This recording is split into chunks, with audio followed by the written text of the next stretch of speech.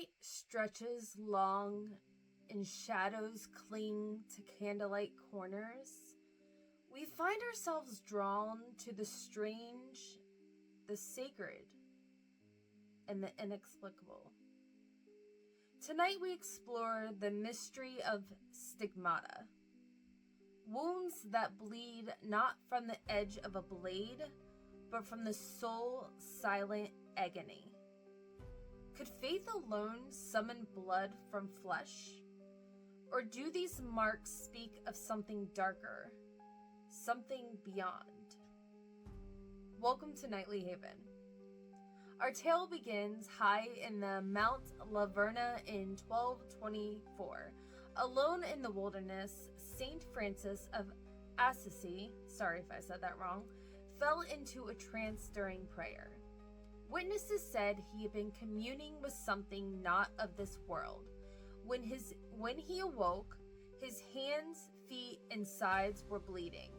Yet there was no sign of injury, no cuts, no tools, just crimson stains and quiet acceptance. The church deemed it a miracle. But skeptics would whisper, what did he truly see on that mountain? The centuries that followed saw a rise of many stigmatas, devout souls marked by the crucifixion wounds of Christ. Some were saints, others were accused of heresy or madness, but all bore their suffering with an eerie serenity. Catherine of Siena, a mystic and visionary, claimed to have received invisible stigmata in 1375. Wounds that she and God could only see. She would fall into trances for hours, speaking in voices not her own, describing things she should have not known. There was Teresa Neumann of Germany, who began bleeding from her eyes, hands, and feet in the 1920s. Her family testified that she ate no food other than Eucharist for years, yet she remained alive, alert, and radiant. Doctors came, examined her, watched her wounds open and close as if responding to some unseen script, but no one found deception. But the story grows darker. In 1813, Magdalena de la Cruz, a Spanish nun once revered for her holiness, admitted on her deathbed that her stigmata was fake. Staged, she said, to gain fame. Yet she claimed something else too, that after years of pretending, the wounds had started appearing on their own as if she invited something in that refused to leave. In more recent years, Emma de Guzman, sorry if I'm murdering these people's names, a Filipina mystic, claims to receive messages from the Virgin Mary. During apparitions, thorns appearing on her head, her flesh split open without warning. Videos show her weeping blood while whispering in an ancient tongue language she has never learned.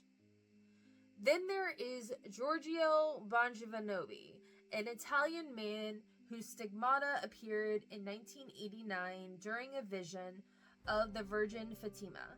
He claims that extraterrestrials were involved, linking the spiritual to the cosmic. Since then, his wounds have never fully healed. So what is this phenomena really? I mean, science offers an explanation, but none that satisfies the soul, you know? Some researchers suggest that psychosomatic illnesses, the mind producing wounds through belief so intense it bends the bodies. Others point in self-infliction, subconscious or deliberate, often associated with dissociative states. But then there are stories that science can't touch. Accounts of wounds bleeding before feast days, blood flowing in perfect cruciform patterns, of individuals levitating, entering ecstatic trances, even speaking dead languages while marked by invisible nails. Some believe the stigmata is a divine gift, a way to share in Christ's suffering. Others warn it may be a spiritual deception, spiritual vessels through which divine or demonic energy flows, that their wounds may not only mimic Christ, but anchor something otherworldly to our world.